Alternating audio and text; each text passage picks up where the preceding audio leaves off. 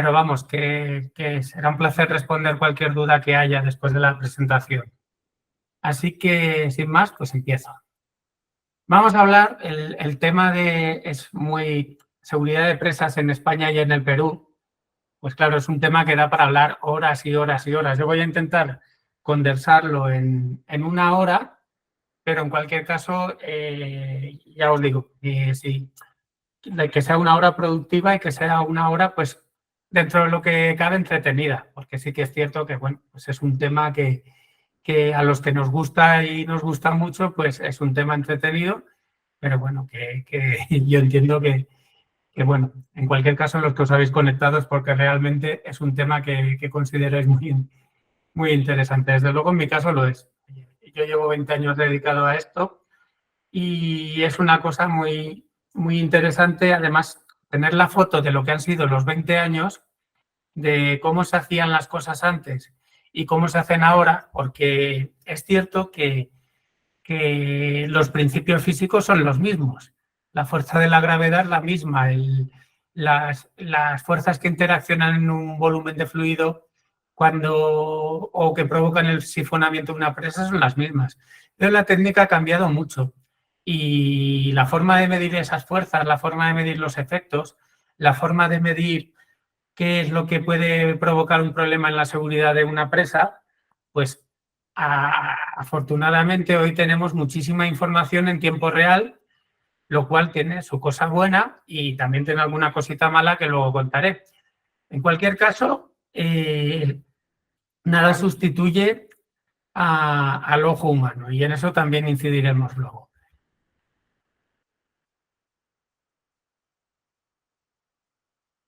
Vamos a ver. Vale. La presentación la he estructurado así. Pues, primero, unas ideas clave sobre seguridad de presas. En principio están adaptadas a todo tipo de público, desde alguien que sea a lo mejor pues un estudiante que tenga menos experiencia a alguien que tenga más experiencia y puede considerar que los conceptos que yo explico aquí pues ya los tiene superados. Pero bueno, la idea es que sea lo más didáctico posible, que yo parto de que el que asista a esta presentación no sabe lo que es la seguridad de una presa. Luego comentaré un poquito la evolución de la seguridad de presas y embalses que ha habido acá en España.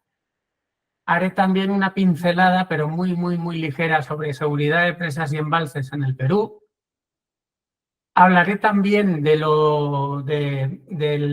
las nuevas tendencias que hay en seguridad de presas y ahí hablaré del análisis de riesgos, que es una práctica que ahora mismo se está aplicando en empresas tanto en España como en el Perú, con lo cual también permite pues establecer, encontrar las sinergias que hay entre ambos países.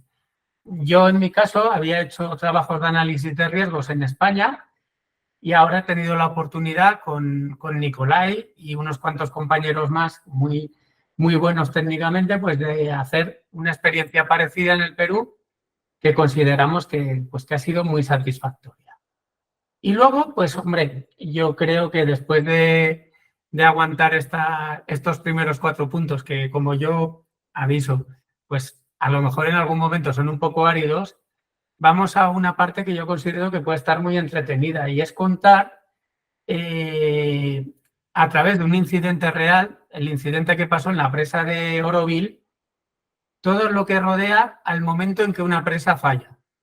Desde el momento que empieza a producirse un fenómeno que puede ser peligroso hasta pues 1 año después, cuando se saca un informe forense con todo lo que pasó, es decir, las lecciones aprendidas. Empezamos con la seguridad de una presa, las ideas clave. Y os pongo esta diapositiva que yo la he usado muchas veces en presentaciones. Es de un compañero, Paco Sánchez Caro, que es un excelente profesional.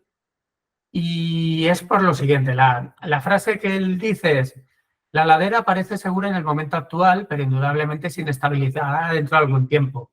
El detalle está en saber si será dentro de unos meses, años siglos o millones de años.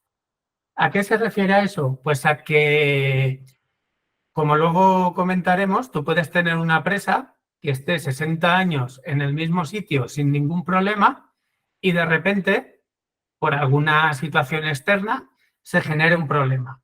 Entonces, lo que nos dedicamos a la seguridad de presas, intentamos responder a dos preguntas. ¿Es la presa suficientemente segura?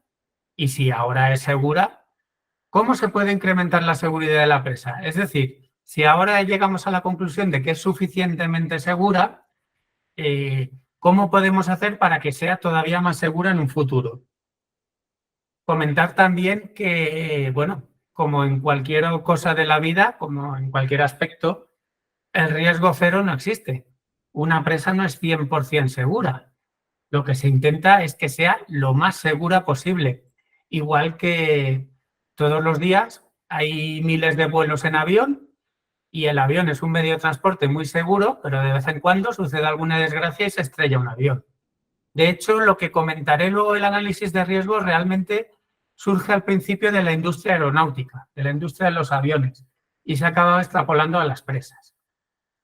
Sí que voy a decir también, para que estéis muy tranquilos, que realmente para que una presa se caiga han de pasar tres cosas. Esta frase era un profesor mío y considero que es también muy acertada. Que una presa ha de estar mal proyectada, ha de estar mal construida y que además tengamos muy mala suerte. O sea, que esté mal proyectada, que se haya construido mal y que además en el peor momento posible suceda un evento que genere pues una catástrofe.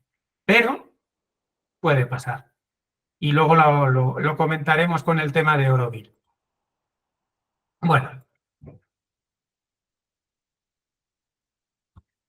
al final, redundando en todo lo que comentaba antes, podemos saber que una presa es segura en un instante dado. Entonces, aquí en esta diapositiva, pues pongo todos los elementos que pueden tomar parte en la seguridad de una presa.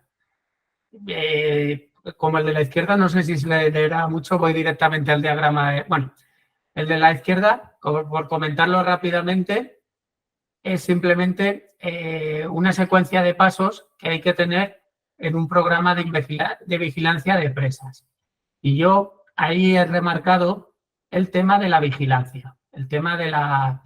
porque hay diversos estadios que hay que mantener en un programa de seguridad de presas, como son la operación y el mantenimiento, las revisiones de seguridad, el análisis de riesgos, el reporting, el hacer informes, la educación y el entrenamiento del personal, la gestión de la información, la preparación para emergencias, pero quizá la más importante es la vigilancia. La vigilancia que puede ser a través de la auscultación o a través de la inspección visual o a través de otras técnicas que luego comentaremos. Entonces, al final es remarcar que el nivel de la seguridad de una presa solo la tenemos en un instante dado y hay una serie de procesos que están metidos dentro de la seguridad de la presa y que contribuyen a que esta infraestructura sea segura. En el centro de la imagen de la derecha pone por eso mismo reevaluación periódica de la seguridad. Es decir, cada cierto tiempo, en función de la importancia de la presa, pues hay que ver si seguimos igual de bien o si hay algún problema. Como comentaba antes, la auscultación es la pieza clave para tratar de garantizar la seguridad de una presa en periodo de explotación.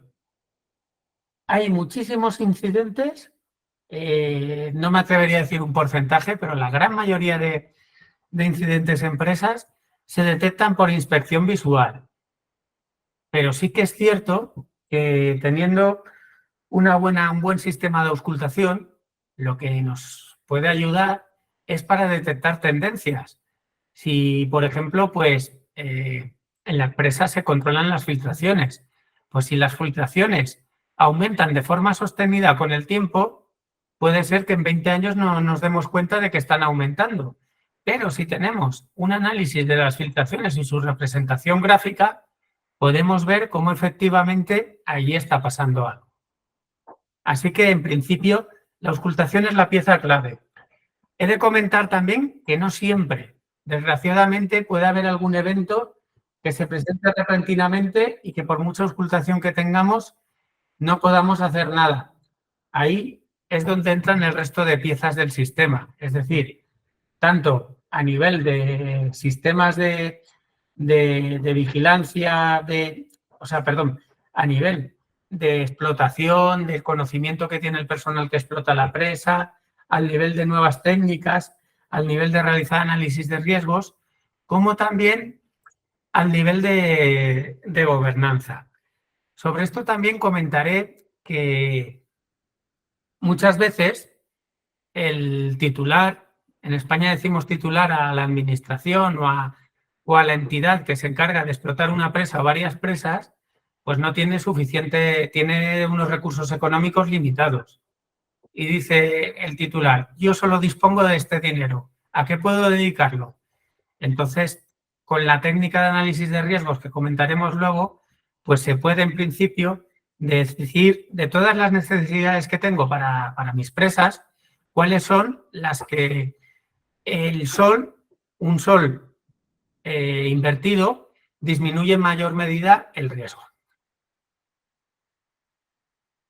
Aquí comento, traigo dos imágenes. Una es de la Guía para Inspección Visual de Presas y Embalses, editada por la ANA, que dice, el sensor de auscultación que más anomalías detecta es el ojo humano.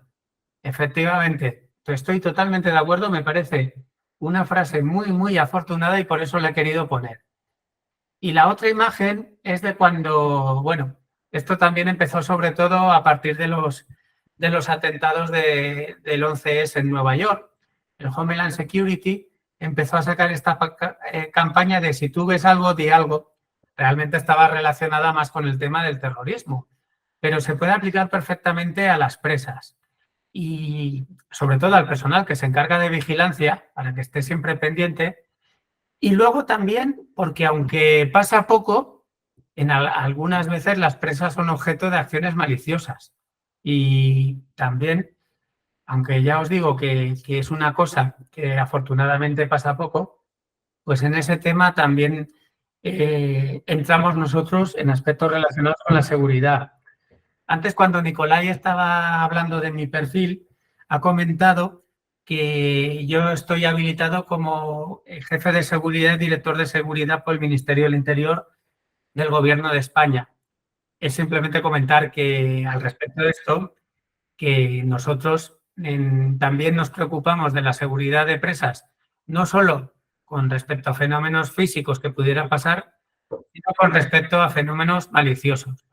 Y tenemos una ley aquí en España, que es la Ley de Infraestructuras Críticas, y una serie de procedimientos para proteger también las presas que sean consideradas como infraestructuras críticas frente a ataques maliciosos, frente a ataques intencionados que sean de origen humano. Hablo rápidamente de seguridad de presas y embalses en España y aquí voy a aprovechar para poneros fotos de presas que se rompieron, que eso pues siempre es un poquito más entretenido. Y también por lo siguiente, realmente aquí voy a hablar de varias roturas de presas que fueron muy importantes y el tema que yo creo que esto pasa a nivel global de que realmente muchas veces las desgracias, las catástrofes, son las que propician el desarrollo de la ingeniería. Y así ha pasado en España. Acá, por ejemplo, les presento la rotura de la presa de Puentes. Era una presa de 22 metros de altura en Murcia. Murcia está en el sureste español. Esa zona es una zona que sufre muchísimos episodios de lluvias repentinas muy fuertes, las llamadas flash flood. Pero aquí, además, hay dos ideas interesantes que os quiero transmitir. La primera, lo que he comentado al principio de la presentación, estaba mal proyectada, estaba mal construida y hubo muy mala suerte. No estaba correctamente proyectada para la cimentación que tenía. Era una cimentación bastante mala de arenas y habría que haber profundizado mucho y además haber hecho algún tipo de pantalla o haberse planteado algún tipo de, bueno, algún tipo de protección para evitar las arenas en las que estaba cimentada. Estamos hablando de 1802. Lógicamente no había un avance técnico que permitiera eso. Y además, pues vino un episodio de lluvias muy fuerte, una avenida que generó un fenómeno de sifonamiento a través de la fundación y acabó colapsando la presa. Provocó unas inundaciones que las crónicas de la época hablan de 608 muertos. Pues esta fue la primera gran lección que tuvimos en España, desgraciadamente, y el colapso de esto propició la creación del Cuerpo de Ingenieros de Caminos, Canales y Puertos en España. Lo que en otros países se denomina ingeniero civil, acá en España también desde hace algunos años se denomina ingeniero civil, pero si haces la maestría, pues la maestría en ingeniería civil, el nombre clásico era ingeniero de caminos. Es lo que yo cursé. Y bueno, hasta aquella época, las presas pues las construían, pues las proyectaban y las construían fundamentalmente arquitectos. Y a partir de esta desgracia se planteó, oye, pues tenemos que crear un cuerpo, un grupo de ingenieros especializados que se dediquen a obras públicas y que sean los que se encarguen de proyectar y construir y explotar estas infraestructuras. El siguiente caso es el de la rotura de la presa de Vega de Tera. Era una presa que tenía 22 metros de altura, estaba en el municipio de Ribadelago, en Zamora, y la noche del 9 de enero de 1959 colapsó y arrasó un pueblo, el pueblo de Ribadelago, y se produjeron 144 muertos. Aquí, pues volvieron a pasar las tres cosas que os comentaba.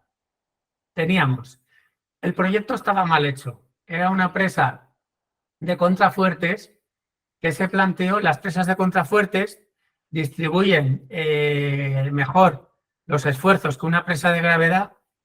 Con esto pueden tener menor espesor y pueden ser más esbeltas. ¿Sí? Están bien calculadas. Aquí se usó un material que tenía mampostería, tenía un concreto con un árido muy grande y además de mala calidad. Y luego además pasaron dos cosas. Primero, esta presa está en una zona que está muy alta, bueno, para lo que es España es alta, está a 1.300 metros de altura y en esa zona, en la latitud que estamos aquí en España, hace muchísimo frío y nieva, con lo cual estaba sometida a unas dilataciones térmicas y a unas contracciones muy importantes, porque además es una zona que en verano se puede estar perfectamente a 35 o 40 grados de día. Con lo cual teníamos una presa que no se proyectó bien, no se construyó bien y además estaba en una zona que estaba sometida a tensiones térmicas muy importantes. Entonces, y además, para el colmo de la mala suerte, cuando se rompió esta presa, fue de noche, en plena noche, con lo cual el número de víctimas fue mayor. Para anécdota cruel, esa noche estaba jugando el Real Madrid una de las finales de la Copa de Europa que ganó por aquella época. Y muchísima gente del pueblo estaba en un sitio, en un bar, que era el único bar del pueblo que tenía una televisión, viendo el partido de fútbol. Y ese bar quedó arrasado por la avenida de agua. Con lo cual, pues, bueno, es la anécdota, pero comentarles eso, que muchas veces estos episodios se juntan toda una serie de factores que generan una tormenta perfecta, y nunca mejor dicho. Ah, y una cosita más, disculpen. La consecuencia de esta rotura. A causa de esta rotura se creó en el Ministerio Español un servicio llamado Servicio de Vigilancia de Presas y se creó una nueva normativa que era la Instrucción para el Proyecto, Construcción y Explotación de Grandes Presas. Siguiendo con esta secuencia histórica, les cuento rápidamente el problema de la rotura de la presa de Tous. Ya la presa de Tous, ahí está mal la fecha, disculpen, la rotura fue en 1982. Y bueno, como aquí pasaron varias cosas. Para empezar, 24 horas antes de la rotura hubo unas lluvias históricas que no se habían producido nunca en la zona, unas lluvias tremendas que superaron en algunos casos los 1000 litros por metro cuadrado en 24 horas. Esta presa también está localizada en el sudeste español, en la zona de Valencia, y es una zona que también sufre de flash floods. Entonces, acá pasó que el aliviadero no estaba diseñado para una avenida de tal nivel como el que pasó en aquel momento. Hubo un fallo eléctrico y las compuertas fallaron, no se pudieron abrir, y luego además era una presa de materiales sueltos, con lo cual la avenida pasó por encima de la presa y la presa colapsó por sobrevertido. Esta foto es especialmente impresionante porque esta foto está tomada segundos antes de que la presa se viniera abajo. El colapso de esta presa propició la creación del Sistema Automático de Información Hidrológica, que es un sistema que usamos en España para ver en tiempo real los caudales que llevan los ríos, los niveles de las presas y, si hace falta, pues tomar las medidas, y que es un sistema que funciona excelentemente bien. Es un sistema que está en muchas cuencas, funciona 24 horas y ha permitido que ya no haya vuelto a haber episodios de este tipo. Comentar también que cuando la presa se hundió, se vino abajo, pues se reconstruyó. Esta presa se vino abajo en el año 82 y la nueva presa se inauguró, si no recuerdo mal, en el año 1996. Y para que no hubieran los problemas que había habido en el pasado, pues la presa se hizo más alta, pasó de 79 metros a 135 metros. El aliviadero antiguo, que tenía una capacidad de 3.000 metros cúbicos por segundo, pasó a una capacidad de 20.000 metros cúbicos por segundo. Sobre esto he de comentar que la avenida que tiró abajo esta presa se estima que tuvo una punta de 15.000 metros cúbicos por segundo. Con lo cual la capacidad del nuevo aliviadero podría perfectamente laminar esa avenida. Y además se hizo un aliviadero tan enorme, se hizo sin compuertas para evitar que volviera a pasar eso. Entonces, lo que se hizo es, no sé si se aprecia bien en la foto, pero por debajo del hueco, que es el aliviadero principal, hay unos huecos más pequeños que realmente son bien grandes, porque para que se hagan una idea, el aliviadero principal tiene de ancho 75 metros. Estos huecos, no recuerdo las dimensiones, pero tranquilamente pues serán de 10-15 metros cada hueco. Son pequeños aliviaderos que, en el caso de que la presa empezara a vertir, pues irían laminando también el propio vertido de la presa. Por último, comentar que, aparte de estas soluciones que son estructurales y que es hacer pues simplemente una presa más grande y con ciertas medidas que les acabo de indicar, también se hizo una solución no estructural, que es retener en las presas que hay aguas arriba de esta presa en la mayor parte del agua en épocas de avenidas para que esta presa esté prácticamente vacía, y pues luego, cuando pasa la época de lluvias, puede permitir ya que se pueda llenar al máximo posible, porque esta presa pues es muy importante. Esta presa, aparte del riego de muchísimas hectáreas, ahora mismo no recuerdo cuántas, contribuye al abastecimiento del área urbana de Valencia, que es 1,5 millones de habitantes. Acá en esta diapositiva les comento la legislación que hay para seguridad de presas y embalses de España, y voy a hacer una puntualización muy rápida. No, simplemente es comentar cómo ha evolucionado la legislación, la normativa, igual que ha evolucionado en España la situación de las presas. Las primeras legislaciones o normativas, la Ley de Aguas de 1879 y la Instrucción para el Proyecto de Pantanos de 1905, hablaban de proyectar. En ese momento había poquísimas presas en España, estaba todo por hacer. La Instrucción para el Proyecto, Construcción y Explotación de Presas de 1967, que es la que se hizo cuando pasó la tragedia de Riva del Lago, ya habla de proyectar construir y explotar. En ese momento fue la época que más presas se construyeron en España y entonces, y luego además a raíz de la catástrofe que había pasado en Riva del Lago, aquí ya se empiezan a dar unas normas de explotación para que cuando llegue una avenida, pues poder hacerle frente de la manera mejor posible. También hay que entender que en aquella época la técnica estaba muy limitada. Luego, pues la Ley de Aguas del año 85 y la Directriz Básica de Planificación de Protección Civil de 1994 son leyes generales, pero nombro la Directriz Básica porque la Directriz Básica fue la que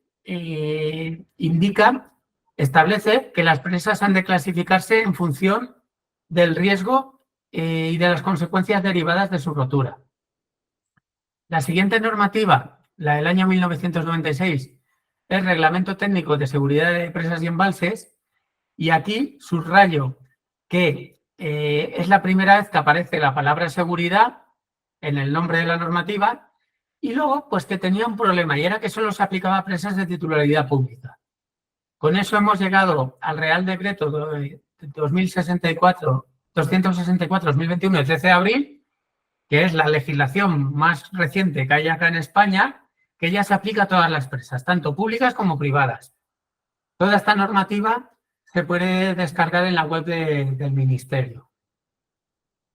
Luego, pues rápidamente, porque no quiero dedicar mucho tiempo, pero sí que hay una serie normativa que han de cumplir las presas españolas, que es clasificación de la presa, las normas de explotación, el plan de emergencia, las revisiones de seguridad de presa y embalse, informes de comportamiento. Y esto lo quería nombrar aquí por lo siguiente, porque para estas normativas el Ministerio que se ocupa en España de la gestión del agua, que es el Ministerio para la Transición Ecológica y el Reto Demográfico, ha sacado una serie de guías. Estas guías están hechas por los técnicos del Ministerio junto con profesionales que la verdad es que son muy, muy competentes, pues realmente están muy bien. Se pueden descargar en la web del Ministerio y quería comentarlas acá para que si en el Perú tienen interés, pues se pueden descargar libremente y tienen cosas, pues aspectos técnicos que aunque la normativa del Perú sea diferente, pues pueden venir muy bien y les pueden ser de mucha ayuda. Luego también, al hilo de esto, comentar que en España, bueno, está el Comité Español de Grandes Presas, al igual que en Perú está el Comité Peruano de Grandes Presas, que somos socios de ICOL y que nosotros también hemos preparado una serie de guías técnicas que tratan sobre estos aspectos: seguridad de presas, criterios para proyectos de presas y sus obras anejas, estudios geológicos y geotécnicos y de prospección de materiales, avenida de proyecto, aliviaderos y desagües, construcción de presas, auscultación de presas y sus cimientos, análisis de riesgos y la más reciente, que es medio ambiente de presas y embalses. Estas guías, como ya he comentado, se pueden descargar gratuitamente en la página de Espancol, del Comité Español de Grandes Presas, y lo mismo, son una herramienta muy valiosa, se usan en muchísimos sitios y, como comentaba al principio de mi presentación, aunque la técnica cambie, porque alguna de estas guías ya tiene 10 o 15 años, los principios que explican y la forma de medir y la forma de proyectar y la forma de construir no han cambiado significativamente. Y además, como en 2021 salió una nueva normativa de seguridad de presas, actualmente en Espancol estamos revisándolas. Entonces, pues a lo largo de los próximos meses, años, irán saliendo revisadas para que se adapten a la nueva normativa española. Pero realmente lo que va a cambiar es muy poquito. O sea, porque cambia pues algunos aspectos relacionados con los coeficientes, algunos aspectos relacionados con las avenidas de proyectos, pero por lo que yo sé, van a cambiar muy poquito y lo que hay en estas guías pues les puede ser de mucha utilidad. Y por eso pues el Comité Español de Grandes Presas decidió que se pudieran distribuir gratuitamente y se pueden descargar desde su página web. Voy a hablar también un poquito de seguridad de presas y embalses en el Perú. También les pido que en este sentido voy a hablar, pues bueno, sobre todo el el año pasado, que estuvimos trabajando allá en temas de seguridad de presas y embalses con mi empresa, con Artificial.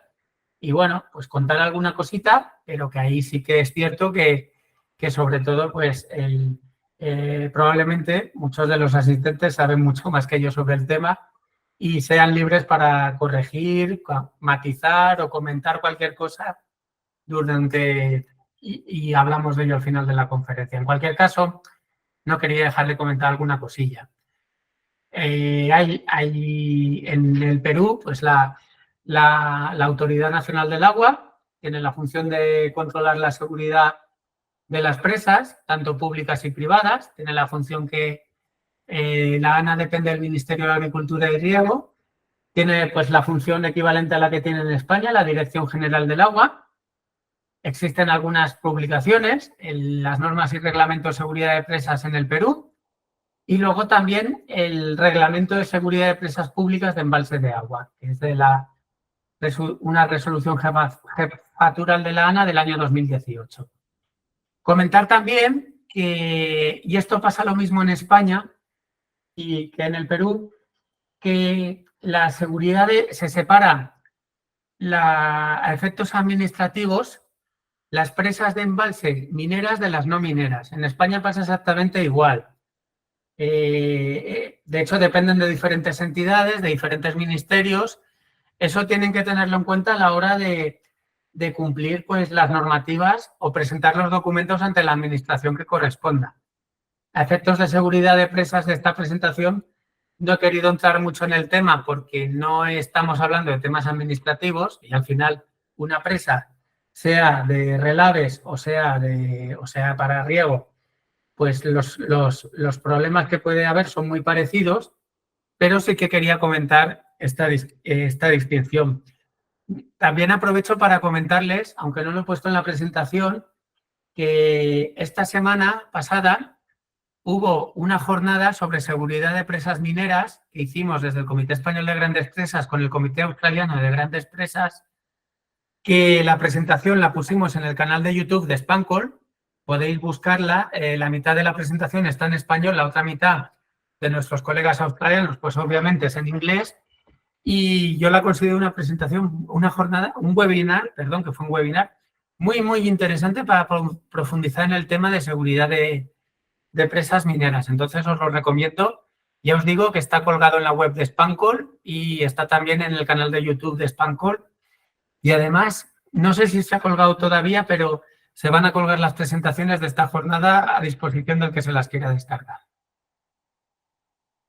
También la ANA pues tiene esta guía para la inspección de visual de presas de embalses, de presas de materiales sueltos, que es una guía que se puede descargar también libremente y que está muy bien. La verdad es que la vi cuando empecé a trabajar en seguridad de presas allá en el Perú y quedé muy gratamente sorprendido porque el nivel de profundidad y tenía cosas que yo he aprovechado luego para presentaciones mías. Así que es una guía que está muy bien hecha y sobre todo los conceptos los tiene clarísimos. Pongo también, bueno, como ya ha dicho Nicolai, yo estuve 8 años trabajando en Ofiteco, es una empresa a la que le tengo mucho cariño y pongo aquí pues de un informe que sacó Ofiteco que yo leí cuando estaba trabajando en seguridad de presas en el año pasado, por allá por el Perú, sobre principales causas de deterioro y fallas de presas que estimaba Ofiteco en un informe 2015. Entonces, pues son interesantes comentar rápidamente. Efectos naturales como sismos y avenidas, inadecuado diseño o construcción, lógicamente, inadecuada selección de los materiales de construcción, envejecimiento y falta del mantenimiento. El mantenimiento es una pieza fundamental. Inestabilidad, fundación y empotramientos, filtraciones y subpresiones en el caso de las presas de concreto o las presiones intersticiales en el caso de las presas de materiales sueltos, mal funcionamiento de operación del embalse y aliviadero o acá allá en el Perú hay presas de relaves y hay presas que están a grandes alturas y pueden tener problemas de deshielos, de caídas de bloques de hielo, por empresas que están a 3.000, 4.000 metros de altura, pues pueden tener problemas de eso, que caigan en el vaso del embalse, pues hielo o nieve, o genere una ola, pase por encima de la presa y haga que la presa caiga. Aquí hay un ejemplo que fue la represa de Quisque. Este ejemplo yo he sacado las conclusiones de lo que he encontrado en Internet, pero no fue una actuación profesional mía ni trabajé en este incidente. Por ello también comento que si alguno de los asistentes quiere completar, añadir o corregir lo que aquí menciono, pues por supuesto es bienvenido. Esta presa pues tuvo un problema de que sufrió una avenida a causa del Niño Costero de 2017, pero no estaba mal diseñada. De hecho, estaba bastante bien diseñada porque cuando se rompió de una forma secuencial que permitió la evacuación. Pero sí que sufrió una inestabilidad en la fundación y empotramientos, realmente falló en un estribo, y luego además las compuertas estaban malogradas cuando vino la avenida. Esta presa, pues hubo que hacer una evacuación, pero si no recuerdo mal, yo no he visto que se perdieran vidas, pero obviamente pues hubo daños y aparte de la evacuación y de los daños, pues hubo que reconstruir la presa. La presa se reconstruyó y la verdad es que ha dado una presa muy bonita y seguro que pues ahora también de ahí se extrajeron unas lecciones aprendidas y para que no vuelva a suceder. En cualquier caso, este ejemplo también era para comentaros lo que estoy recalcando toda la presentación, de que cuando algo se cae es un cúmulo de factores. Bueno, vale. Voy a hablar ahora un poquito de lo que es el análisis de riesgos aplicado a la seguridad de presas. Antes del análisis, sí que quería comentar rápidamente algún aspecto sobre nuevas tendencias, aunque el análisis de riesgos es una nueva tendencia. Sí que quería decir, aunque no he preparado una transparencia al respecto, deciros que, bueno, sobre todo en el campo de la auscultación, la auscultación dentro de lo que es controlar pues, los posibles elementos que hay en la presa, filtraciones, desplazamientos, temperaturas, asentamientos. Hay un par de tendencias que simplemente las cito para que ustedes, si quieren, investiguen más en Internet, y son las siguientes. Por un lado, la auscultación hasta hace 10 o 15 años era puntual. En un punto de la presa se auscultaba, pues por ejemplo, tenías en una presa de concreto dentro de ella un termómetro y en un punto se auscultaba la temperatura. Pues se ponían una serie de termómetros en varios puntos dentro de la presa y con eso se medía la temperatura, pero puntualmente. Bueno, pues las nuevas tendencias incluyen la instalación de líneas de fibra óptica a lo largo de toda una sección, o sea, a lo largo de toda una línea dentro de la presa que permiten medir temperaturas ya no en una serie de puntos, sino en una línea. Entonces, ya se tienen pues una serie de líneas a lo largo de la presa donde se puede medir temperaturas. Y también con la medida de desplazamientos se ha pasado de la medida puntual a la medida superficial. Antes, bueno, y ahora mayoritariamente todavía, muchísimas presas se mide con auscultación topográfica una serie de puntos y con esos puntos se va viendo a lo largo del tiempo, con la diferencia entre las medidas de las diferentes campañas, cómo va deformándose la presa, pero ahora ya disponemos de drones, de tecnologías de satélite, de tecnologías de inferometría, de una serie de tecnologías que mapean toda la superficie de la presa, es decir, sacan una imagen de la superficie de la presa y por comparación con imágenes tomadas meses atrás o años atrás, se puede detectar cómo se deforma la superficie de la presa. Entonces, pues eso, se está pasando de lo que era auscultación puntual a auscultación lineal o incluso a auscultación superficial.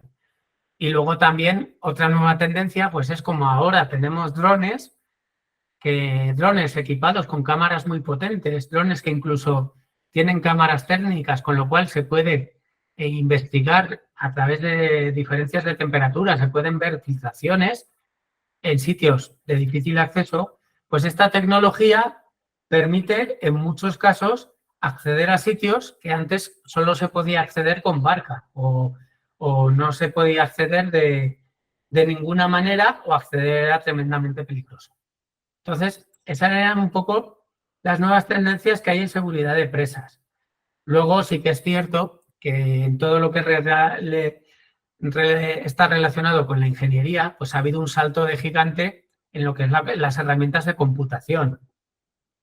Yo cuando hice mis estudios, allá al principio de los años 2000, estaba calculando mi trabajo final de carrera. Era calcular una presa con un método con un programa de elementos finitos. La presa tenía 50.000 elementos y yo le daba al botón de calcular y me salía y tardaba 3 o 4 horas en calcular la presa.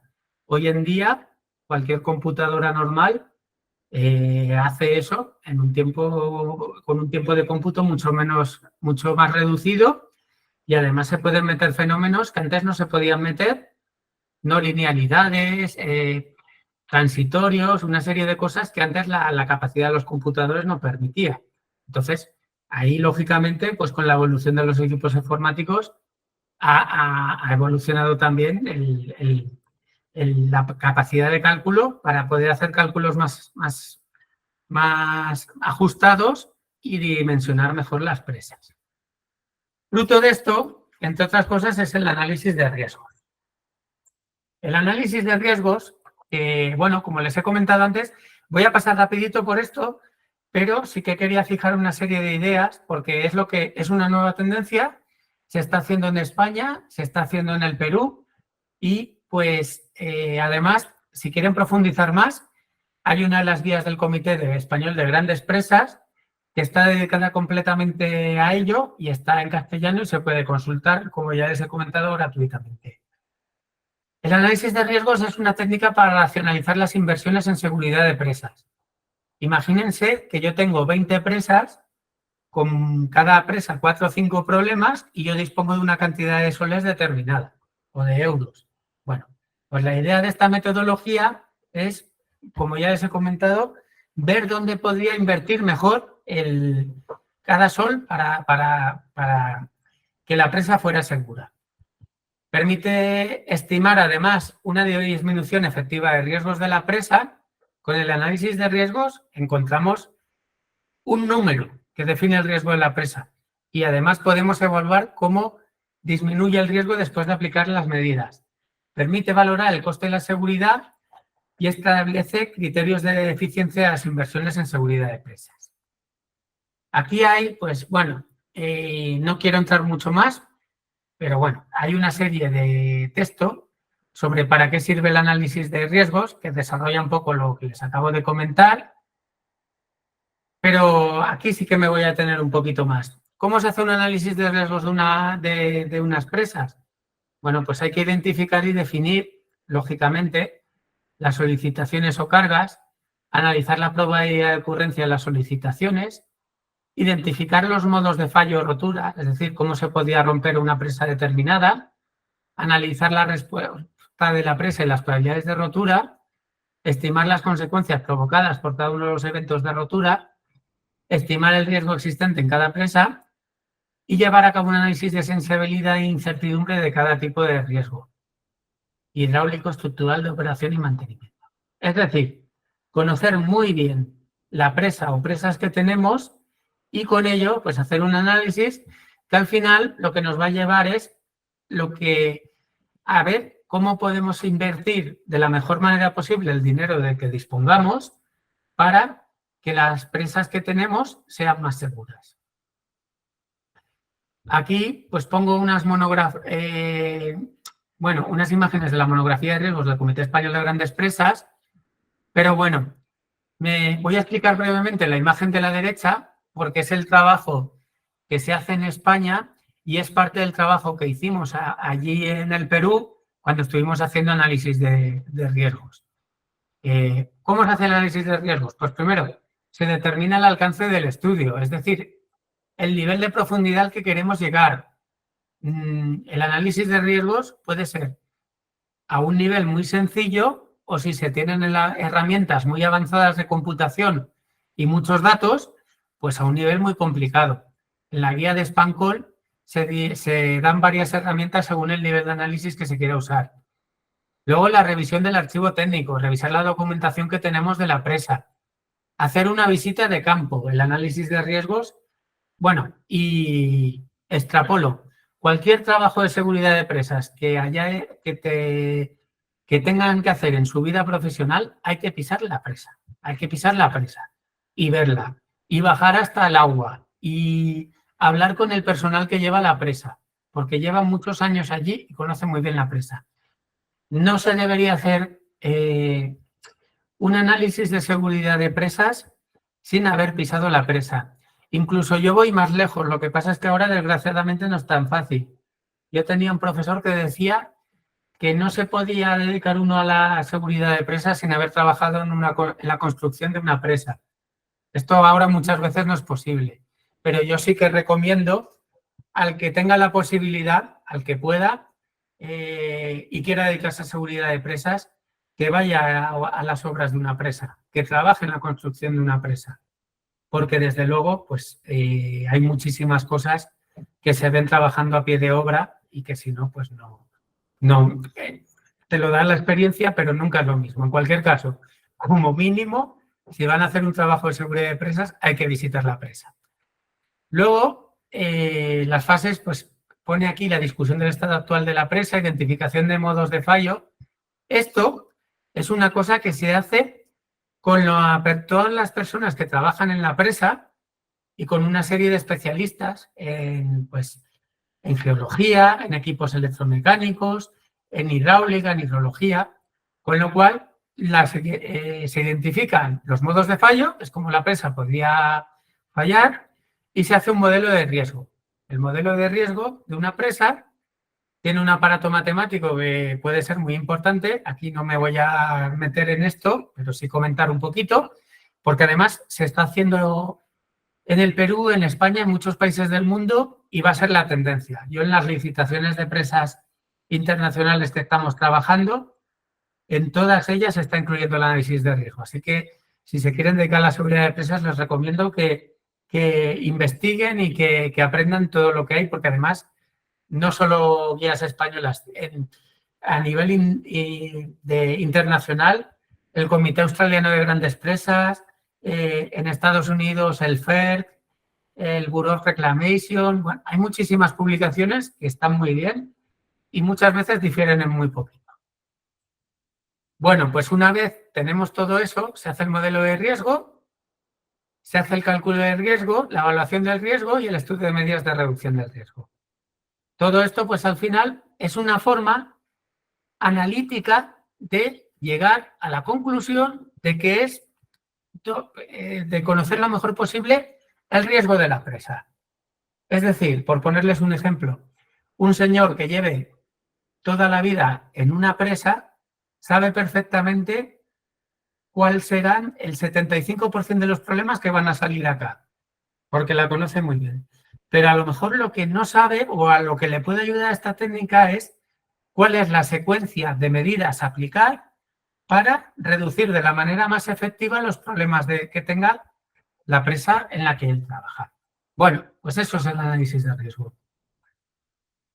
Y aquí pues pongo unos gráficos de cómo funciona esto del riesgo, que al final lo que hacemos es, pues en un momento dado, la presa está en una zona que a lo mejor es de riesgo inaceptable y haciendo una serie de medidas, pues puede pasar a una zona de riesgo aceptable. Y esto, pues es un poco lo que se hace con el proceso de análisis de riesgos. No hay una única metodología y no hay un único criterio. Aquí, por ejemplo, pongo en la imagen de la izquierda, que es la recomendación de tolerabilidad del riesgo del Bureau of Reclamation, y la imagen de la derecha, que es la recomendación de tolerabilidad del riesgo del Comité Australiano de Grandes Presas. Y en En la metodología española, pues usamos una mezcla de los dos. O sea, que hay muchísimas metodologías, lo cual es lógico, porque es que además cada país tiene una serie de... Las presas de cada país pueden ser muy diferentes. Por ejemplo, allá en el Perú, pues las presas mineras tienen mucha más importancia que en España y pues hay que adaptar la metodología a la infraestructura que se quiere analizar. Con todo esto, con esto último que hemos llegado del análisis de riesgo, es cómo se integra esta metodología dentro de lo que es la gestión integral de la seguridad de presas y embalses. El modelo de riesgo es una herramienta más que, igual que les digo que la revisión de seguridad se hace cada X años, en España, por ejemplo, para las presas de mayor categoría se hace cada 5 años, pues el análisis de riesgos también cambia con el tiempo. Si, por ejemplo, ahora hacemos un análisis de riesgos y la mayor probabilidad es el fallo de una compuerta, si esa compuerta se repara, pues dentro de 5 años, el riesgo a lo mejor puede venir de otra circunstancia. El riesgo puede venir de que en esos 5 años se han incrementado mucho las filtraciones en un estribo de una presa que antes no pasaba y esa es la medida que hay que atajar. Entonces, todo esto es dinámico. Volviendo a la primera transparencia, es la seguridad de la presa en un instante dado. Antes de acabar, quiero dar 2 ideas más. De acabar esto, y ya pasaremos a hablar de lo que tenemos que hacer cuando todo esto falla y hay un problema. 2 ideas muy importantes. Primera, hay que entrenar al personal de las presas. El personal que está a pie de presa tiene que tener un entrenamiento continuo, tiene que tener formación, tiene que, pues, estar al día de las últimas técnicas, porque al final es el personal que está todo el día viendo la presa. Y luego, otra idea que también es común en todas las normativas y pasa en casi todos los países. Las revisiones de seguridad de las presas las tiene que hacer un equipo independiente. O es recomendable que las haga un equipo independiente. Me refiero a las revisiones de seguridad importantes, a las que se hagan cada 5 años o cada 10 años, no a la revisión de seguridad anual. Y les comentaré por qué. Primero, porque los equipos independientes ven presas de todo tipo en muchas partes, en muchas latitudes, y muchas veces pues pueden... el problema que alguien que explota una presa y que está siempre en esa presa y no sabe cómo resolver, pues le puede servir de ayuda. Y lo segundo, a pesar de que, como comentaba antes, estar a pie de presa permite el detectar los problemas enseguida, cuando un problema tarda mucho en manifestarse en el tiempo o se manifiesta lentamente, a veces se escapa al ojo de la persona que está vigilando las presas todos los días. Y a lo mejor, pues el equipo de expertos que revisa la presa, si revisa los documentos de cuando se construyó la presa y los diferentes informes que se ha hecho, pues puede detectar cosas que muchas veces cuando estamos todos los días delante, pues nosotros no nos damos cuenta. Entonces, esas eran un poquito las 2 ideas que quería indicar. Entrenar muy bien al equipo y que las revisiones importantes, ojo, las importantes, pues es bueno que las haga un equipo de profesionales externos. Y ya, pues vamos a pasar a la última parte de la exposición. ¿Qué hacemos cuando una presa falla? Pues aquí vamos a hablar de la denominada ingeniería forense. Y vamos a contar el incidente de la presa de Orobi. ¿Por qué vamos a contar este incidente? Bueno,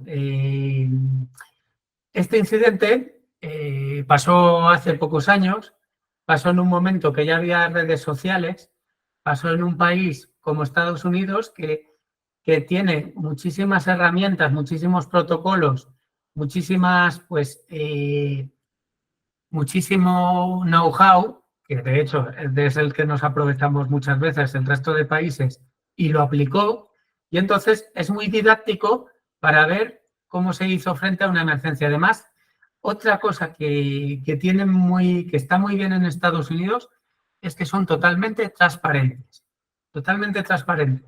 lo cual nos permitió ver cómo estaban manejando la emergencia y qué ideas, o sea, qué decisiones se tomaron y el por qué. Bueno, entonces, el tema un poquito, antes de entrar en lo que pasó en Oroville, decir, ¿en qué consiste la ingeniería forense? Pues la ingeniería forense consiste en, esto se aplica, esta diapositiva vale igual para un puente, para una presa, para cualquier incidente que ocurra. Pues lógicamente recopilar la información histórica. La información histórica no es solo el proyecto, sino cómo se construyó, todos los ensayos que se hicieron en obra, todo el mantenimiento que se ha ido haciendo durante los años, si ha habido sucesos parecidos, si es la primera vez que pasa, si no. Luego, establecimiento de puntos de análisis. Conociendo todo, decir qué puntos se van a analizar, que es lógicamente, pues en principio, serán los puntos donde se ha producido el fallo, pero puntos concretos. ¿Qué tornillo falló? ¿Qué compuerta no se abrió? ¿Por qué no hubo alimentación eléctrica? El siguiente punto es el establecimiento de hipótesis de fallo. ¿Por qué falló? El siguiente punto es contraste de hipótesis con datos observados. Por ejemplo, en este tema sí que les comento que como ahora hay un avance muy grande de las herramientas computacionales, se está intentando recrear fallos de presas que ha habido en el pasado con modelos de elementos finitos, con modelos de CFD, con modelos de diferencias finitas, con el software existente para ver si se puede reproducir cómo se produjo el fallo en concreto y a partir de ahí sacar conclusiones que permitan a futuro diseñar estructuras más seguras. La última el penúltimo apartado es los hechos probados. Al final, esto es igual que un juicio. Estamos juzgando qué pasó. Entonces, es importante decir de todo lo que se analiza en un caso de ingeniería forense, qué fue lo que realmente pasó y que sabemos qué pasó y que sabemos por qué pasó y qué es lo que no sabemos por qué pasó para evitar transmitir conclusiones equivocadas. Y por último, en el concepto tan norteamericano de lecciones aprendidas y conclusiones. Bueno, nosotros sobre la presa de Oroville, en el Comité Español de Grandes Presas, cuando pasó el incidente, pues lo estuvimos investigando en tiempo real. Hicimos una publicación en la revista de Obras Públicas, que es la revista del Colegio de Ingenieros de acá españoles. Presentamos una ponencia en las Jornadas Españolas de Grandes Presas y también hicimos una conferencia en el Colegio de Ingenieros Españoles. Esta conferencia está disponible en YouTube, entonces lo mismo. Si tienen más interés, pueden buscar la conferencia sobre el incidente de la presa de Oroville y ahí pues contamos un poco lo que averiguamos.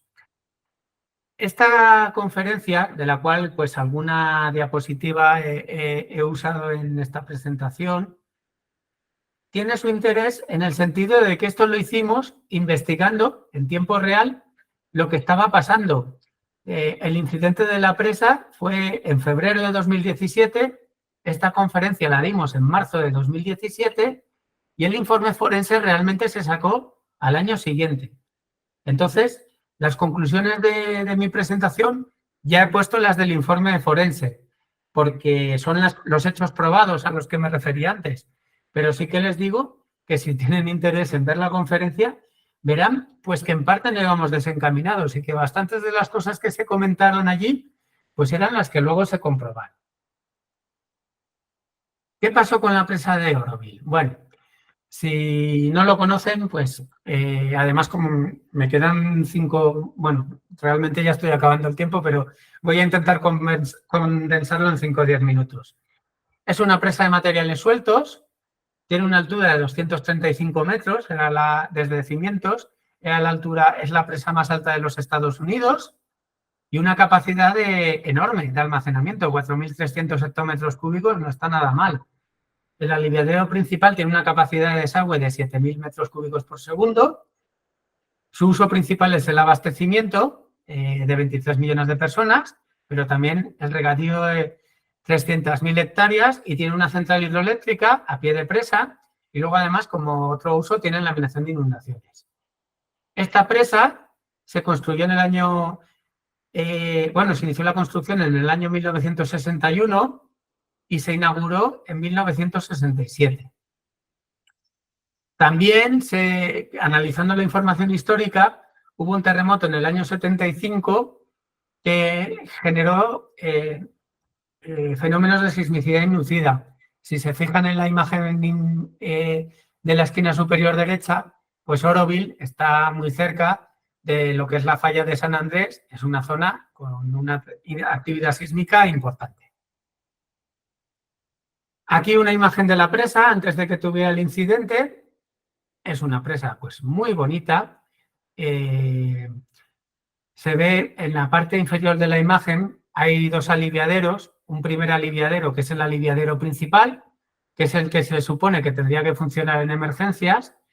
Y si se fijan en la parte inferior de la imagen, hay un aliviadero muy largo, que este aliviadero es el aliviadero de emergencia. Este aliviadero no se había usado nunca hasta que pasó este fenómeno. Entonces, parte del problema fue que nunca se había usado. Entonces, lo que sucedió era la primera vez que pasaba y ahí se descubrió el problema que tenía este aliviadero. La secuencia cronológica de los hechos, bueno, voy a contar los highlights, lo más importante. El 7 de febrero de 2017, el martes por la tarde, después de un periodo de lluvias, y cuando ya se vertían 1.400 metros cúbicos por segundo por el aliviadero principal, recuerden que su capacidad era de 7.000 metros cúbicos por segundo, se observa un socavón en el aliviadero principal. Se decide dejar de desaguar el resto del día mientras inspeccionan los daños. El problema es que las lluvias siguen y siguen entrando grandes caudales al embalse, con lo cual se decide seguir usando el aliviadero, reduciendo el caudal para evitar que los daños del aliviadero vayan a más. Pero no sucede así y los daños son muy grandes. Entonces, aquí se toma la primera decisión crítica, que es, da igual las grandes entradas que haya al embalse, vamos a abrir las compuertas todo lo que podamos para evitar que el embalse rebose y si se daña el aliviadero, se ha perdido el aliviadero. Esta decisión, hay que decir que a priori el aliviadero estaba, aunque aquí no se ve, pero estaba cimentado en roca, estaba apartado de la presa y era una decisión que en una situación de emergencia estaba justificada, en el sentido de que no, si el aliviadero seguía teniendo graves problemas, pues se vendría abajo o como luego sucedió, se rompería una parte importante del aliviadero, pero la presa no se vendría abajo. Seguimos con la secuencia de los acontecimientos. Bueno, esta diapositiva está tomada de Ron Paul y de mi compañero Fernando Román y se ve increíble cómo sube la capacidad el volumen almacenado en la presa y cómo se está llegando a un nivel que ya es una situación de muchísimo riesgo. Además, fíjense que hay curvas desde el año 1989 y una curva así parecida, solo hay este pico de la izquierda que, si no me equivoco, es del año 1996-97. Pero el resto no había pasado una situación así. De hecho, normalmente, aquí se ve el ciclo anual de la presa, del almacenamiento en el embalse, que se ve cómo a octubre, al inicio del año hidrológico, está con niveles bajos porque es la temporada de riego, porque ha finalizado la temporada de riego, durante el invierno se va llenando porque recibe agua de las precipitaciones, de las avenidas, de los deshielos, y a partir de abril se empieza a vaciar porque, sobre todo, pues el gran consumo es para los cultivos y pues es cuando se va vaciando. Pero aquí teníamos que en febrero, a principios de febrero, cuando sucedió el incidente, por causa de estas lluvias, tiene un incremento de capacidad desmesurado. En este momento, bueno, recapitulando, esto había empezado un martes por la tarde, pues en 72 horas, el viernes, los daños en el aliviadero ya son muy graves, empieza a evacuarse aguas abajo, había unas piscifactorías, empieza a evacuar el pescado, también aguas abajo hay una central hidroeléctrica, los ingenieros se ven obligados a reducir la descarga del máximo que podía dar en ese momento de 1.800 a 1.600 debido a posibles daños en las líneas eléctricas. Durante el jueves y el viernes se realizan trabajos forestales eliminando arbustos y árboles en la zona del aliviadero de emergencia. Esto también es muy interesante porque ya prevén que el aliviadero de emergencia va a tener que actuar, hasta el momento no ha actuado, y por si acaso ya lo están despejando para que pueda desaguar la mayor cantidad de agua posible. El sábado por la mañana, el quinto día del incidente, entra en funcionamiento el aliviadero de emergencia. Por primera vez desde que se construyó.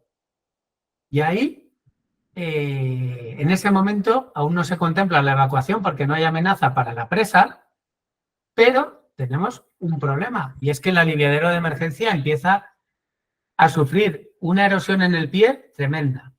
Empieza a erosionarse y empieza a estar en peligro de venirse abajo ese aliviadero. Ese aliviadero realmente es como un dique subfusible de 9 metros de altura. El peligro que tiene es que si ese aliviadero se viene abajo, esos 9 metros de altura en un embalse tan grande, con una capacidad de agua tan grande, hubieran sido miles y miles de metros cúbicos que hubieran ido aguas abajo y aunque no se hubiera roto la presa principal, hubieran generado unos daños de orden catastrófico. Entonces, ante esa posibilidad, el domingo se ordena la evacuación de las áreas bajas ubicadas a lo largo de la cuenca del río donde descarga la presa. Y ahí ya la descarga del aliviadero principal se sube a 2.000 metros cúbicos por segundo en un intento de frenar la erosión del aliviadero de emergencia. Por fin, a las 8 de la tarde del domingo, ese día debió de ser muy crítico, empieza a bajar el nivel del embalse y el aliviadero de emergencia deja de verter. Aún así, la orden de evacuación no fue retirada. Se esperó a la evaluación de daños de la mañana del día siguiente. Y como se vio que seguía siendo muy crítico, el lunes se evacuaron 188.000 personas. El martes, el sheriff del condado levanta la orden de evacuación obligatoria tras las garantías de los funcionarios estatales y federales de que la presa y el aliviadero se consideraban seguros. Bueno, este caso es tremendamente interesante porque se ve de martes a martes todas las circunstancias que sucedieron, todo lo que pudo pasar, y ahora voy a contar muy rápidamente todas las medidas que pusieron en práctica las autoridades. Bueno, en esta imagen se ve el aliviadero principal roto, el aliviadero de emergencia, que cuando se puso en marcha, bueno, pues el agua tenía que haber llegado al río sin generar ningún daño, pero aquí se empezó a dañar y la situación de riesgo que generó. Aquí además se tiene la central hidroeléctrica de pie de presa, aquí las líneas eléctricas de alta tensión, que podía generarse un problema muy grande, y luego además lo que les comentaba de si toda esta longitud del aliviadero de emergencia se viene abajo, los 9 metros de altura de agua multiplicados por toda la superficie de embalse, el volumen que se hubiera ido a aguas abajo probablemente hubiera producido unos daños enormes. Y todo esto además hubiera pasado sin la rotura de la presa principal. Es decir, es más que probable que incluso la presa principal no le hubiera pasado nada. Aquí está la secuencia de los datos que hemos comentado. Como anécdota, sí que decir que en 2005 hubo un proyecto de acondicionar este aliviadero de emergencia. Este aliviadero, como han podido ver en la foto anterior, vertía directamente sobre la roca de la ladera. Se planteó un proyecto de acondicionar, de poner concreto, de colocar concreto, de hormigonar este aliviadero, pero se decidió que no hacía falta. Y aquí ya la secuencia de los acontecimientos. Falla el aliviadero principal, se empieza a usar el aliviadero de emergencia, El aliviadero de emergencia genera unas erosiones aguas abajo muy importantes. Se intenta poner unas rocas para reparar la erosión, pero aún así, pues el tema es que llegó un momento que hubo que llegar a la evacuación. Esta foto la encontró mi compañero Fernando Román y era una inspección que se hizo en el año 2009 de juntas y grietas y una serie de reparaciones. Aquí es cuando el fenómeno se está desarrollando y ya empieza a haber un nivel de preocupación muy alta. Si se fijan, pues la erosión es muy grande. Además, la erosión ya ha roto la solera del aliviadero y por este cajero, por el cajero izquierdo, visto desde aguas arriba, está erosionando el terreno y se tiene un problema muy grave.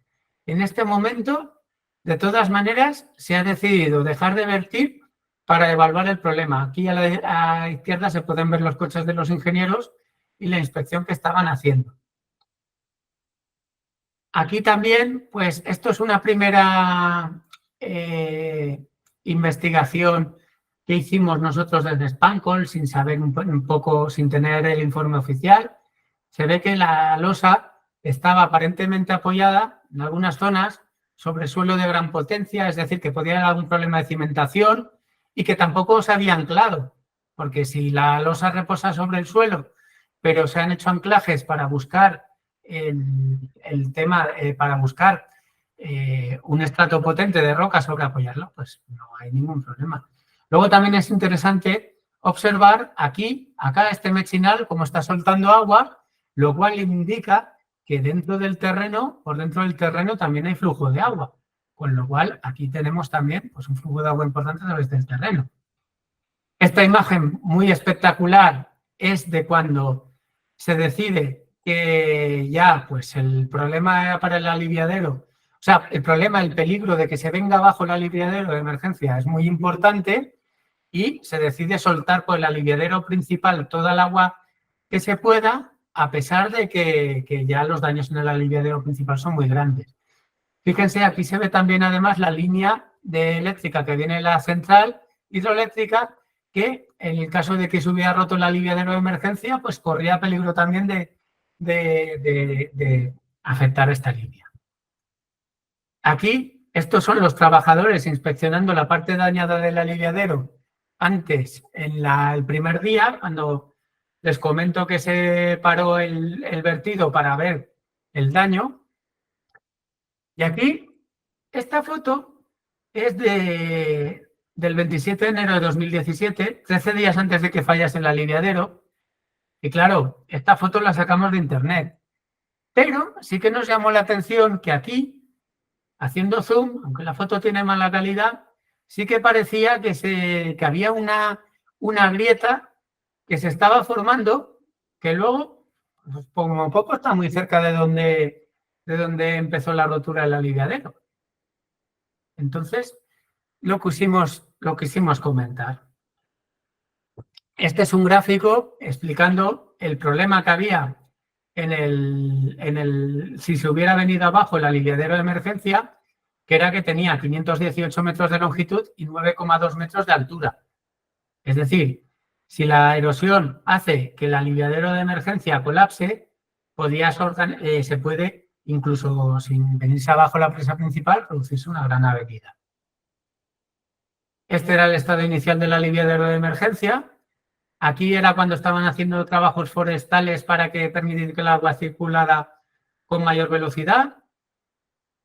Aquí, pues es cuando ya, en un momento dado, empiezan a verter por el aliviadero de emergencia porque los daños en el aliviadero principal eran muy graves, y aquí se aprecia los daños que hay en el aliviadero auxiliar.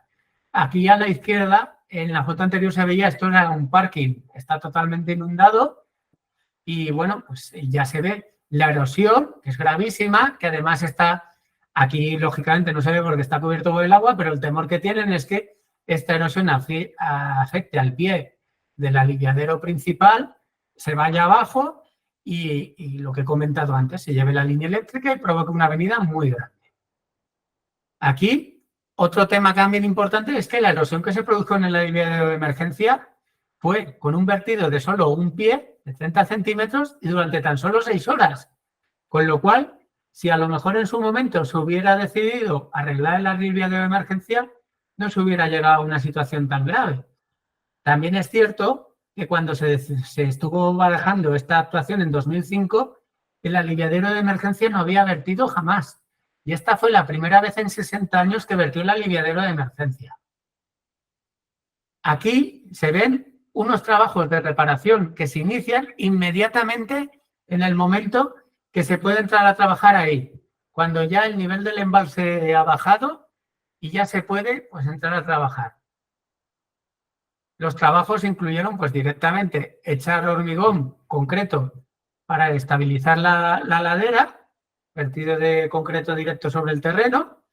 Esta foto también es bastante espectacular, la tomamos en la presa, la tomamos de la prensa, como se está, también es de hormigón para verter concreto, aquí pues más relleno de cavidades con sacos con concreto y con sacos de escollera. Estos sacos se trajeron con helicóptero.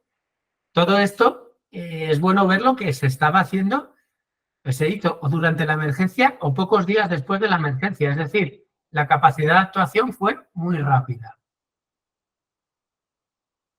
La regularización con escollera, que se hace aguas abajo del aliviadero de emergencia.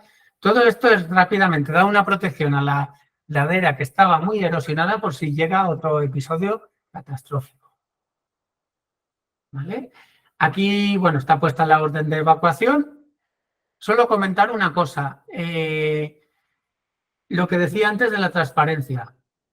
En ese momento, cuando se da una orden de evacuación, la autoridad que da la orden decide transmitir cuál es la preocupación que hay, explicar la información que se tiene, decir que aguas abajo están contenidos los aliviaderos, decir cuándo empezó y además decir que la presa de Euroville está separada de la presa principal del aliviadero, con lo cual se indica que a priori no parece que se vaya a caer, aunque falle el aliviadero principal.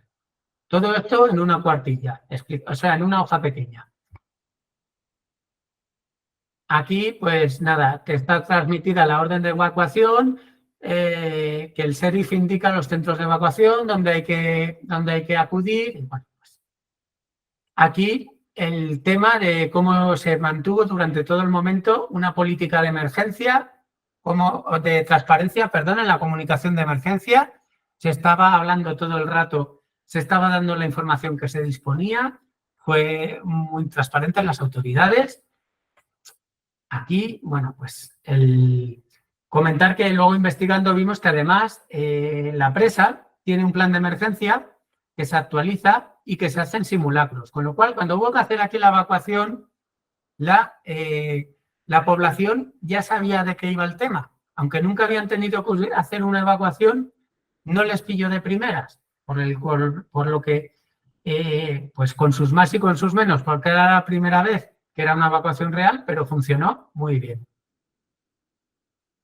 Además, como les he comentado antes, la evacuación también se aplicó a una piscifactoría que había aguas abajo, se rescataron los peces y se trasladaron a otro sitio para evitar que la turbulencia del agua pues, afectara a la piscifactoría. Luego, además, pues estos son información del Servicio Nacional de Meteorología que se extrajo en la opinión pública diciendo pues cuál podía ser el área evacuada y bueno, pues todas la dirección de evacuación y a dónde deberían de ir y cómo. Y ya con esto acabo. Este fue el informe que sacaron 11 meses después, el informe Pobrense. También está en internet y también se puede consultar. Entonces, cosas que os quiero comentar de aquí. Con esto ya acabo.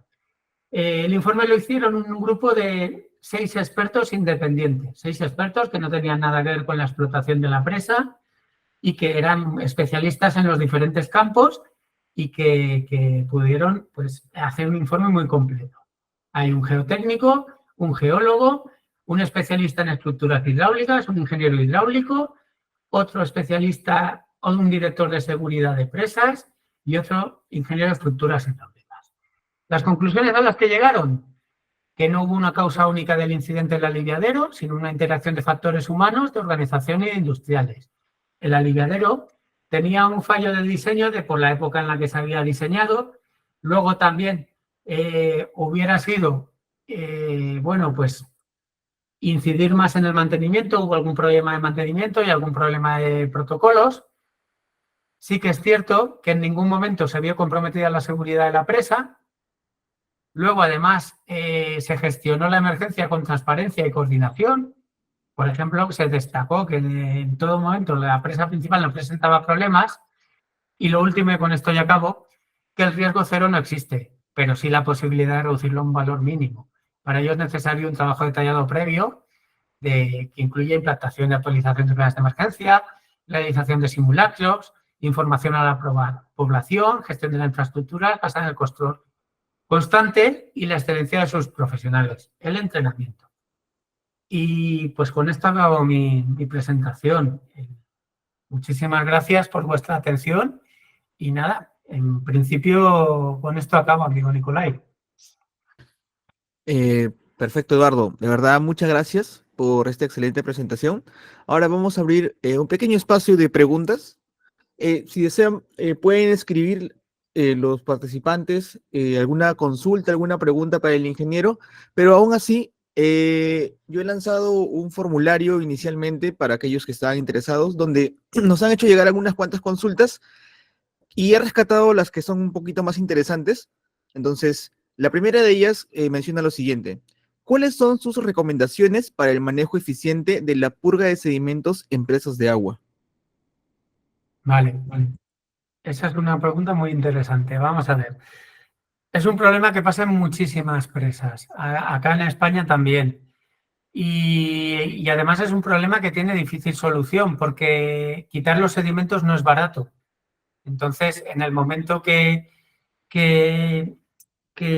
se deja durante mucho tiempo sin operar las descargas de fondo, pues se acumulan los sedimentos y se van inutilizando las descargas de fondo, luego las descargas intermedias y en el peor de los casos acaba con el aterramiento de la presa. Entonces, está clarísimo. El tema para intentar que los sedimentos no generen un problema es hacer apertura de válvulas. Pues depende, claro, del aporte de sedimentos que haya. Apertura de válvulas, pues mínimo. Nosotros recomendamos, ya les digo, depende del tipo de presa, pero lo ideal mínimo sería cada 3 meses abrir brevemente las descargas de fondo para limpiar, para que no se acumulasen los sedimentos. Otras actividades que se pueden hacer, pues quizá si cuando el problema ya se ha presentado y ya tenemos un problema importante de aporte de sedimentos, es plantear qué medidas se podrían hacer para evitar que el sedimento llegue al embalse. Sobre eso, pues hay medidas desde el tipo de trabajar sobre el terreno, hacer reforestación, evitar, o sea, intentar que el aporte de sedimentos cada vez que hay lluvias torrenciales, pues sea menor porque se ha plantado vegetación que sujeta el terreno. Y luego también otra medida es en embalses que están alimentados con bocatomas, muchas veces la consigna es que cuando llega un episodio de avenida se abran las compuertas de la bocatoma de entrada al embalse todo lo posible para aprovechar toda esa agua que entra. Pues la idea sería intentar gestionar eso de manera inteligente, de forma que se pueda aprovechar el mayor número de agua posible, porque eso es fundamental. Al final hay que almacenar toda el agua que se pueda, pero intentar evitar las primeras ondas de avenida, que son las que más sedimentos llevan y son las que más sedimentos pueden producir en la entrada del embalse. Luego sí que es cierto que además, por profundizar un poco el tema, hay unos expertos japoneses que han hecho unas publicaciones muy buenas sobre sedimentación. Ya las buscaré, no las tengo aquí. se las pasaré a Nicolai, sobre cómo operar los desagües para evitar problemas de sedimentación de presas.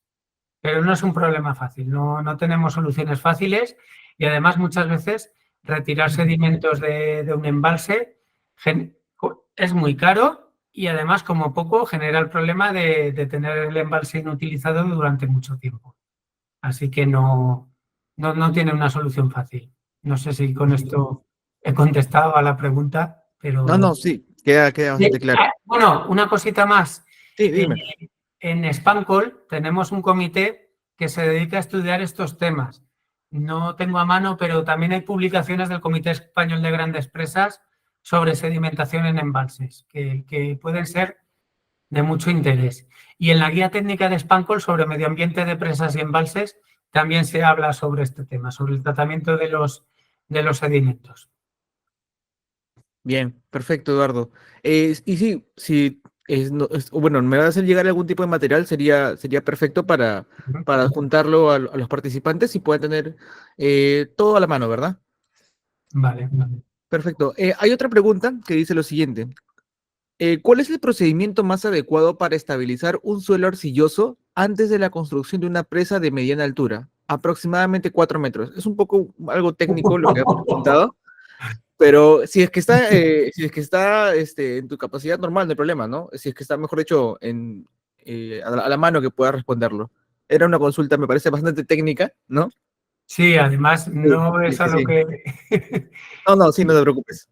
No es a lo que yo me dedico en concreto y no... No A te eso mi preocupes. compañero Paco Sánchez Carlos lo respondería muy bien. Dale, no te Pero preocupes. para esa presa en concreto, de esa altura, dar una solución así sin más información tampoco me atrevería, la verdad. Claro, es que es un poco más, no suelta la pregunta. Bien, voy para la siguiente. Con el avance de la inteligencia artificial, ¿qué valor atribuye usted a la aplicación de estas herramientas en el campo de la ingeniería de presas? Uy, muchísimo. Voy a intentar ser breve. Ujú. Hasta ahora, para interpretar los datos de auscultación de las presas, nosotros lo que hacíamos es intentar explicarlas basándonos en los fenómenos físicos. Es decir, llega una avenida, sube el nivel del embalse, suben las filtraciones de una presa. Y tenemos datos de 20 años, a lo mejor en 20 años tenemos 5 avenidas. Y con esas 5 avenidas intentamos hacer una curva que relacione cómo sube el nivel cómo van a subir las filtraciones conforme suba la avenida. Bueno, pues eso en la mayoría de casos, usando modelos estadísticos, pues a lo mejor puedes explicar el 50 al 60% de cómo te suben las filtraciones cuando llega una avenida. Pero hay un 30 o un 40% que se queda sin explicar. La inteligencia artificial lo que hace es que tú le das todos los datos y te los relaciona, pero sin conocer la física del proyecto. Es decir, coge e intenta establecer los patrones de cómo van a ser las filtraciones de esa presa con 20.000 datos de niveles de embalse y a lo mejor te pide que le metas datos de, si es un módulo muy desarrollado, los descargas de las compuertas, pues yo qué sé, hasta cualquier tipo de información, incluso igual te pide que le metas las curvas de embalse para saber cómo se ha ido aterrando cada año, cómo ha ido perdiendo el volumen de embalse con los sedimentos. Entonces, el tema es que la inteligencia artificial al final lo que puede hacer es, con esos miles de datos, hacerlo se llama la minería del dato, el data mining, y establecerte unos patrones con los cuales tú puedas predecir cómo se va a comportar la presa en la próxima avenida sin necesidad de que haya un modelo estadístico. Y es una maravilla. O sea, que es un campo que tiene unas posibilidades de trabajo muy buenas, porque en el futuro, cuando la presa esté muy bien auscultada y con presas que haya miles de datos, habrá un modelo de ingeniería artificial que probablemente te prediga muchísimas más variables de las que podemos analizar ahora y te dé un valor de filtración en el estribo derecho de una presa con un nivel de embalse determinado que sea el 95%, el 99% de lo que vas a medir tú luego. Afortunadamente, la inteligencia artificial, por muy lista que sea, no puede recorrer las presas, y lo que tenemos lo que yo insisto muchísimo, de la inspección visual, eso aún probablemente nunca será posible, que por muy avanzados que sean, eso nunca podrá sustituir a lo que es la inspección visual por parte del ser humano, o el know-how del personal que lleva toda su vida a pie de presa. Pero las posibilidades que abre la ingeniería, la inteligencia artificial, son espectaculares y son excelentes, porque vamos a poder predecir cosas sin necesidad de buscar la relación con unos fenómenos que muchas veces es muy difícil, porque al final los niveles a veces no se miden bien, las condiciones en el terreno van cambiando, la operatividad incluso en las compuertas va cambiando, y eso, pues hoy por hoy, con las herramientas que tenemos, pues explicamos muchas veces gran parte de las cosas, pero hay una parte que se nos queda sin explicar y que por tanto no podemos predecir. Así que el campo es espectacular y ya se están desarrollando herramientas en ese sentido. Bien, perfecto. Paso para la siguiente pregunta. Bueno, menciona lo siguiente. ¿Qué medidas de seguridad se deben considerar en presas de materiales sueltos y cómo se pueden prever riesgos ante un posible sobrevertido? Vale, pues bueno, el principal enemigo de las presas de materiales sueltos es el sobrevertido, claramente. Entonces, medidas, hay medidas no estructurales y medidas estructurales. Medidas no estructurales, pues la explotación de la presa, mantener niveles en las épocas de lluvias, mantener un resguardo, mantener un volumen de resguardo que permita que si llega una avenida, esa avenida no genere problemas peligrosos en la presa. Medidas estructurales, pues hay, lógicamente, recrecer las presas, y luego también una medida estructural que se puede usar, por ejemplo, es si hay presas, que eso se aplica en muchas presas. Hay presas que en uno de los lados del embalse, en una de las márgenes, aguas arriba, tienen posibilidad de salida a otro valle, hacer lo que se llama un dique fusible, que es un dique de menor altura, que en caso de que la presa principal esté en peligro, ese dique se rompa antes que la presa principal y haya una descarga. Lógicamente, esa descarga ya está estudiada para que llegue a una zona donde no pueda causar daños. Y eso es un poco las medidas que se pueden tener. Luego, aparte, siempre hay otras medidas que son, pues, retener el agua en presas aguas arriba, tener lo que comentaba de controlar el aporte de sedimentos que hay y controlar los niveles de sedimentación que hay en la presa, mantener operativos los órganos de desagüe. Y en cualquier caso, pues el tema, pues, es llevar una buena explotación de la presa para que en ningún momento se alcancen niveles preocupantes.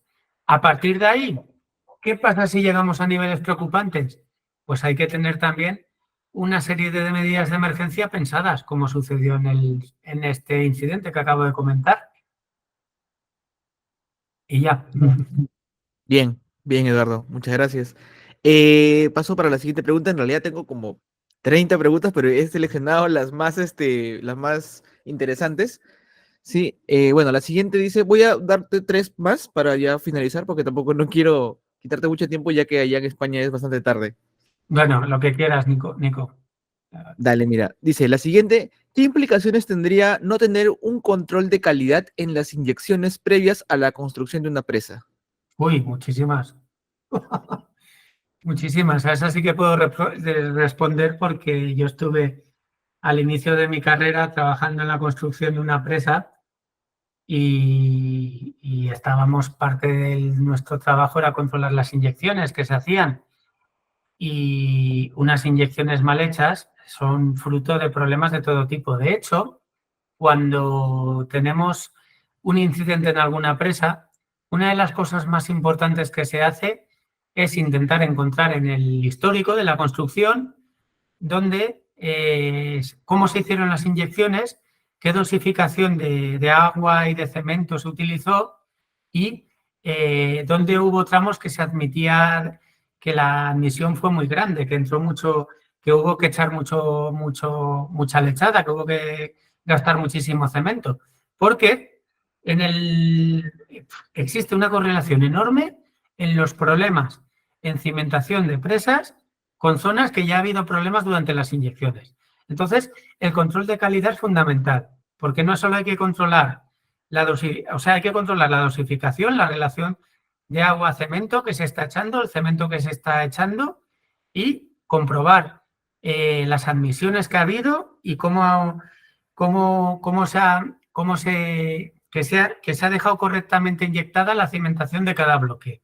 Porque años después, cuando haya algún problema, seguramente el problema está donde se haya inyectado, donde no se haya inyectado correctamente, donde no se haya transmitido a la cimentación la cantidad de cemento necesaria y la presión adecuada y con la dosificación correcta. O sea que es fundamental. Y además es fuente de problemas cuando no se ha hecho bien. Sí. Bien, bien, Eduardo.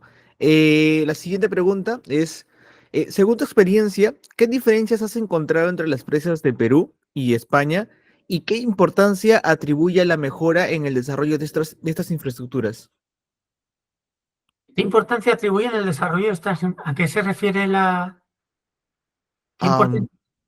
bueno, es tal cual la pregunta como tal, pero quizás podrías centrarte en el tema de las diferencias entre las presas de Es Perú y que es España. sábado y es tarde, estoy un poco... No Pero te bueno, preocupes. pues mira, la verdad, en el tema de las presas que estuve viendo y el trabajo que estuvimos haciendo, se vieron que en líneas generales eran presas que estaban muy bien construidas. Y sí que es cierto que ahí hubo, de hecho, pues, una de las presas que estuvimos viendo es Gallito Ciego, que es una maravilla y está muy bien construida y la verdad es que muy bien auscultada.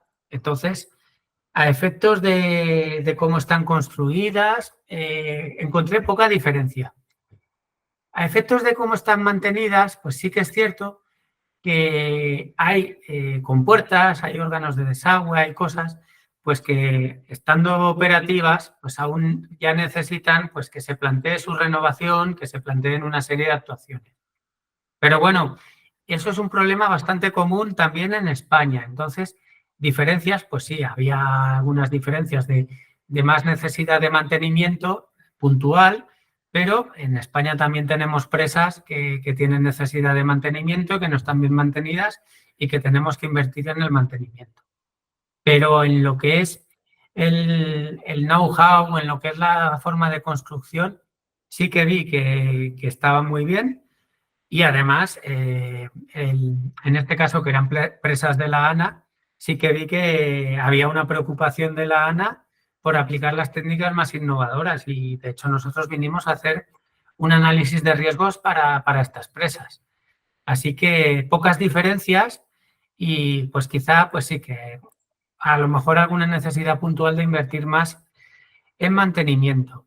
Luego sí que es cierto que quizá haya que hacer más jornadas, la verdad es que en este sentido la iniciativa que ha tenido Nico es buenísima.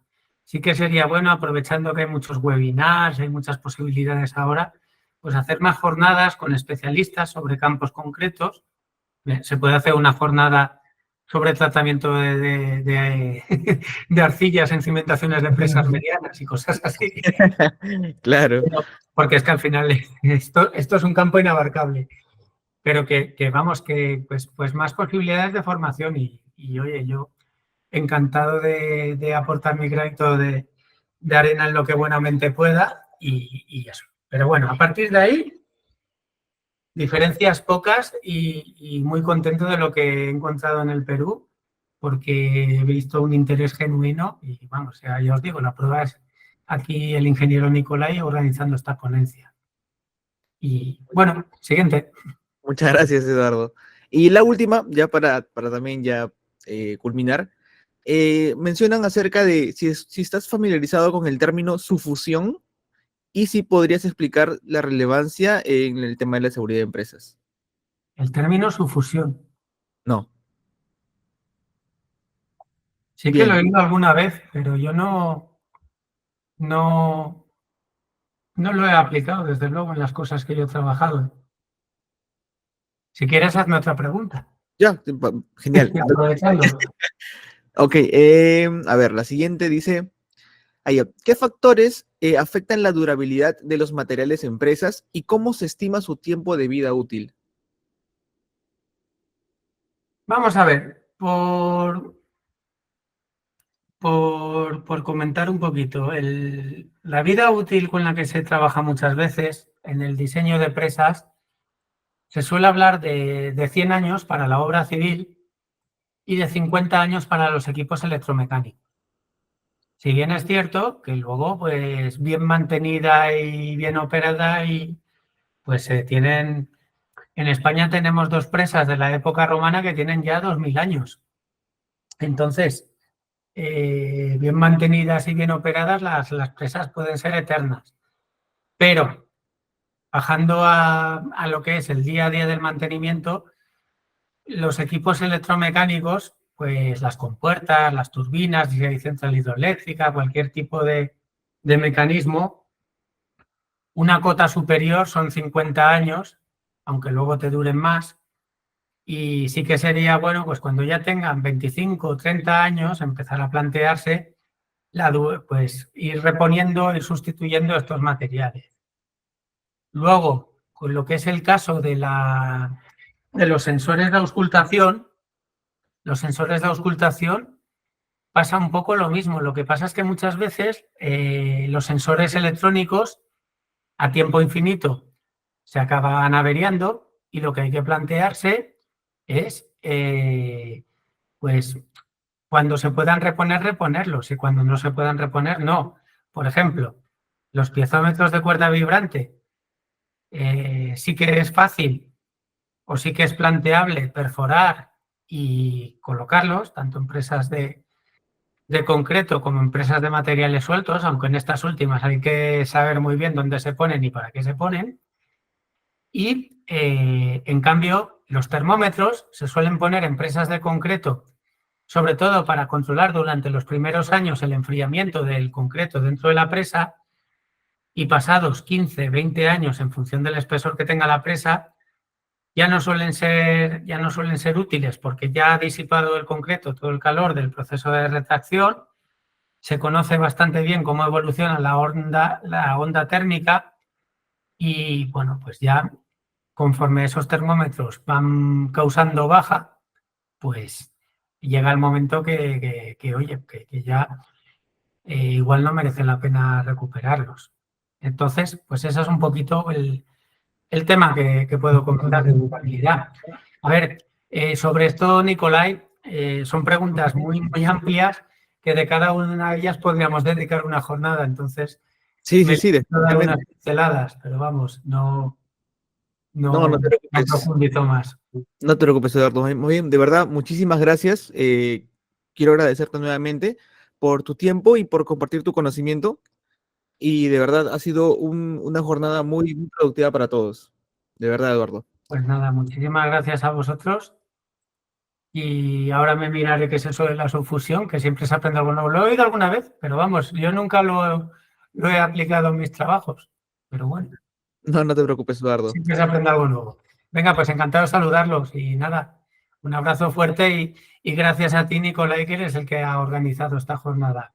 No, a ti, muchas gracias. Y si, bueno, si más adelante se puede realizar otra, quizás complementando lo que hemos tocado aquí, sería espectacular, porque de todas maneras te comento que esto se va a subir a las redes, ¿no? Para que se pueda hacer de visualización gratuita para todos y, Ujú. ¿no? Así fomentar un poco más el interés por estos temas que son muy, muy, muy, muy interesantes, ¿no? Vale la redundancia. De acuerdo. Venga, muchas gracias. A ti, Eduardo, muchas gracias. Gracias a todos. Hasta luego.